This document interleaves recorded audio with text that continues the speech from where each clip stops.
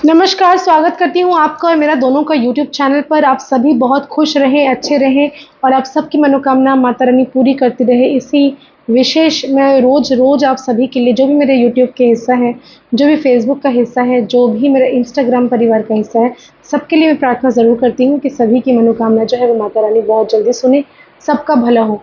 आज जिस विषय में बात करूँगी वो है छठ पूजा। छठ पूजा का क्या महत्व है, क्यों किया जाता है, क्या-क्या नियम होते हैं, चलिए जान लेते हैं कुछ विशेष बातें। तो आपको ये बता दूँ कि इसके पहले अगर अभी तक आपने मेरे चैनल को सब्सक्राइब नहीं किया है, मेरे चैनल पर नए हैं, तो ज़रूर सब्सक्राइब करें, लाइक शेयर करना ना भूलें, क्योंकि जितना ज़्यादा आप शेयर करेंगे अच्छी चीज़ें, उतना ज़्यादा दूसरों का भला होगा। तो पहली बात ये बता दूँ कि बिहार में छठ पूजा का महत्व बहुत ज़्यादा है। बहुत सारे ऐसे, बहुत ही कम घर ऐसे होते होंगे जहाँ पर छठ पूजा नहीं होती। बिहार का ये मुख्य पर्व में से एक है। छठ पूजा जो है वो बहुत ही पहले से हुआ चला आ रहा है, महाभारत काल से छठ पूजा होती चली आ रही है। इसकी बहुत सारी विशेषताएँ हैं। हमारी धरती पर ऐसा एक जो प्लैनेट है जो हमें दिखता है वो है सूर्य और दूसरा है चंद्रमा, जिसको हम देख सकते हैं, उस प्लैनेट को हम देख सकते हैं। आप विष्णु जी को देख सकते हैं? बिल्कुल नहीं। शंकर जी को देख सकते हैं? बिल्कुल नहीं। आप किसी भगवान का प्रत्यक्ष रूप नहीं देख सकते, लेकिन सूर्य और चंद्रमा ऐसे 2 ग्रह हैं जिनको प्रत्यक्ष रूप से हम देख पाते हैं। सूर्य की आराधना एक ऐसी आराधना है जिससे रोगों का नाश होता है। किसी की तरक्की नहीं हो रही है तो सूर्य की आराधना से वो तरक्की होना शुरू हो जाती है, प्रमोशंस होना शुरू हो जाते हैं। कुंडली में अगर सारे ग्रह आपके खराब भी हो चुके हैं और आपका सूर्य अच्छा है, तो यकीन मानिए वो आपको तरक्की की तरफ लेकर ही चला जाएगा।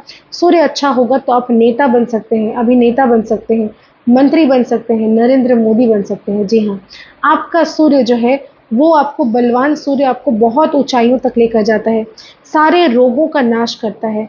आपकी ज़िंदगी में जितनी भी बाधाएँ हैं, उन सबको नाश करता है। बहुत दिनों से प्रमोशंस नहीं हो रही है, सैलरी नहीं मिल रही है, जॉब में स्थायी नहीं हो पा रहे, यकीन मानिए छठ पर्व एक ऐसा पर्व है जिसे करने से इन सारी चीज़ों को आप प्राप्त कर सकते हैं। बस शर्त ये है कि इसमें कोई भूल-चूक ना हो जाए, क्योंकि ये जो है ना साक्षात दर्शन देती हैं। सूर्य जो है वो साक्षात दर्शन देते हैं।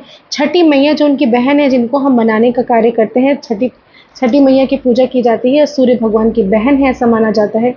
महाभारत में द्रौपदी ने इस व्रत को किया था, जिसके बाद ही पांडवों की जो जीत है वो निश्चित हुई थी। उस समय से छठ पर्व का बहुत ज़्यादा महत्व है। ऐसे लोग जो कि 2-3 दिनों तक पूरा भूखा रहते हैं। पहला दिन जो होता है वो होता है नहाए-खाए का दिन, जिस दिन सुबह लौकी भात बनाई जाती है, लोग खाते हैं। जो छठ पूजा व्रत करते हैं वो अपने हाथ से साफ-सुथरे किचन में, जहाँ पर नॉनवेज नहीं बनता, ऐसा बहुत सारे लोग तो घर भी रंग कर लेते हैं और काफ़ी सारे लोग किचन को अच्छे से साफ कर लेते हैं। अलग उसका गैस सिलेंडर होता है, अलग चूल्हे में खाना बनाया जाता है, जो कि बहुत ही ज़्यादा पवित्र और शुद्ध तरीके से बनाया जाता है लौकी भात के दिन। उसके बाद दिन होता है खरना, जब सुबह से जो उपवास रहते हैं, जो व्रत करने वाले लोग हैं, सुबह से उपवास रहते हैं और शाम के समय खीर और रोटी का भोग जो है माता रानी को चढ़ा के वो खुद ग्रहण करते हैं। उसके बाद दिन पहला अर्घ होता है, ठेकुआ भाजना होता है, बहुत सारी चीज़ें, सब्जियाँ, फल, सब कुछ सूर्य भगवान के नाम से निकाला जाता है। काफ़ी सारे लोग पीतल का सूप रखते हैं या फिर नॉर्मली चटाई का जो जूट होता है, जूट का सूप रखते हैं, उनसे उनको चढ़ावा चढ़ाया जाता है।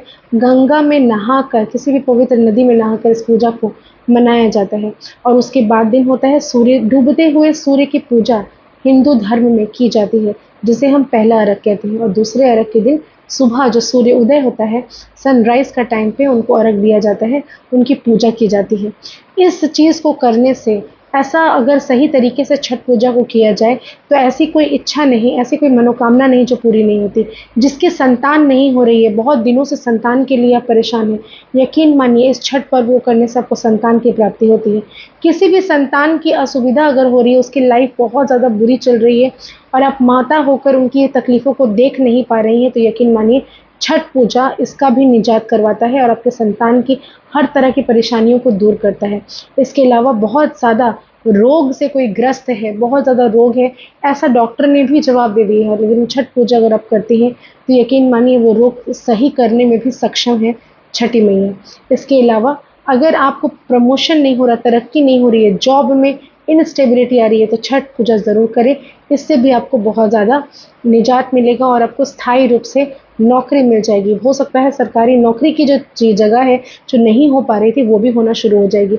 बहुत सारी चीज़ों को पूरा करने वाला ये त्योहार है छठ का। बहुत सारे घर में किया जाता है, हमारे घर पर भी होता है, लेकिन मेरी सासू माँ जब ज़िंदा थी तब वो करती थी। अभी मैं नहीं कर पाती क्योंकि मेरे पास समय नहीं हो पाता और मुझे थोड़ा अजीब-सा भी लगता है क्योंकि मेरे घर पर कोई है ही नहीं जो मुझे गाइड करे, क्योंकि इसमें नियम जो होते हैं ना, वो काफ़ी टफ़ नियम होते हैं। गलती नहीं होना चाहिए। आपके परिवार में जिस तरह से चलते आ रहा है, उसको आप उसी तरह से करें और यकीन मानिए ये पूजा करने से आपको बहुत ज़्यादा बेनिफिट मिलता है। आशा करती हूँ मेरे वीडियोज़ पसंद आ रहे होंगे। ज़्यादा से ज़्यादा लाइक करें, शेयर करें, सब्सक्राइब करें मेरे चैनल को। धन्यवाद।